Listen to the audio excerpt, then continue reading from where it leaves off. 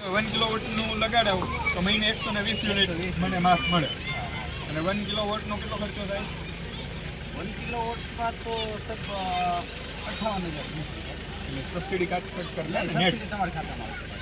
એટલે 58 ભરીએ હા અને સબસિડી કેટલી આવે? 30,000 તો 28,000 માં 1 કિલોવોટનું થઈ જાય અને 1 કિલોવોટની જગ્યા કેટલી રોકે? 8 બાય 8 8 ફૂટ બાય 8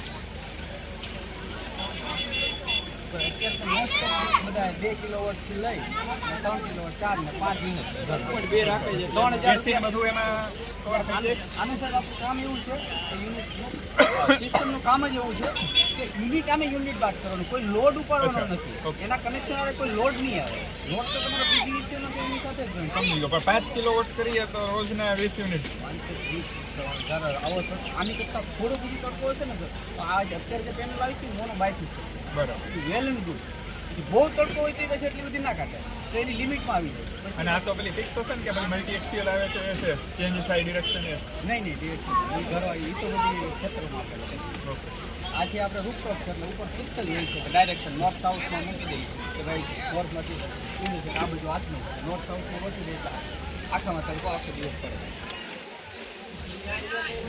આપણી સર ઇમ્પિરિયલ વેન્ડર જ છીએ all Gujarat. Government office company છે આપણે પોતે. તો ગવર્મેન્ટ ઓફિસીસમાં તમારે લગાડવાનું કોઈ ઉપરથી છે કંઈ સૂચના? એવું છે કે એમ ટેન્શન આવે છે. ઓકે.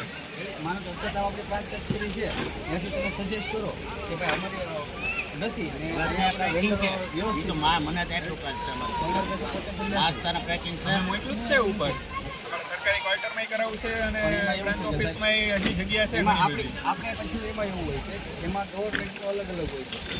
માનો કે તમે રાજુલામાં છો ને રાજુલામાં તમે સજેસ્ટ કરો કે ભાઈ લોકલ વેન્ડરનો સપોર્ટ એ લોકો પછી તમે